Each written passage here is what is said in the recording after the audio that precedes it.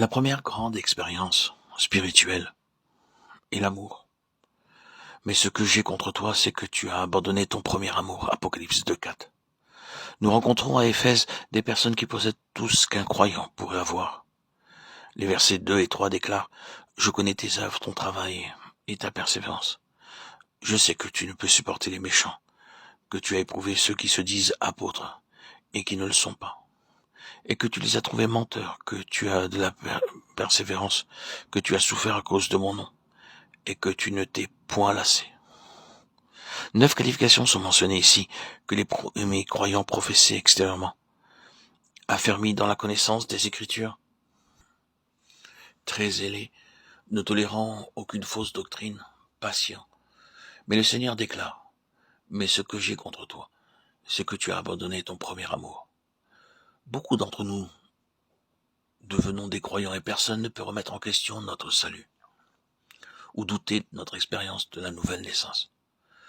Grâce à Dieu, nous sommes nés de nouveau. Personne ne peut remettre en question notre doctrine. Nous sommes si corrects, exacts et convenables, mais il n'y a pas d'amour. En Angleterre, tout est propre, la nourriture est servie sur une belle assiette brillante et il y a beaucoup de couteaux et de fourchettes. Alors que j'étais en Angleterre, je trouvais à ma droite au moins 5 couteaux et je les ai mélangés. Je ne savais pas avec lequel commencer. Bien qu'on m'ait répété plusieurs fois de commencer avec le numéro 1, puis le numéro 2. J'étais tellement nerveux que j'ai utilisé le couteau à pain pour prendre du beurre. Tout est si propre, la table est jolie et convenablement dressée. Mais la nourriture est sans saveur. Rien que des pommes de terre bouillies, du chou bouilli et du chou-fleur bouilli. Cela a une belle apparence, mais pas de goût. Un chrétien peut être très beau, très propre, bien habillé, éduqué, mais sans amour. Le Seigneur dit, ceci est mon reproche envers toi. Vous pouvez être serviteur de Dieu, jeune ou vieux, mais soyez très attentifs, le diable peut faire de vous un croyant au cœur dur. Nous venons si peu aimables, nous prononçons des mots peu aimables, blessants et attristants, et nous disons des choses qui blessent les autres pour nous faire plaisir. Le Seigneur est également blessé par ces choses et déclare, j'ai quelque chose contre toi.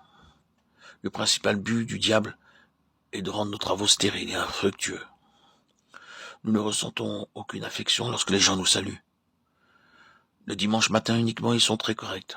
Le dimanche, mais le lundi, ils demandent « Qui êtes-vous » Aucun témoignage d'amour. Le lundi ou le mardi, cela se limite au dimanche matin. Ils font preuve d'amour et de bonté et sont très doux le dimanche uniquement.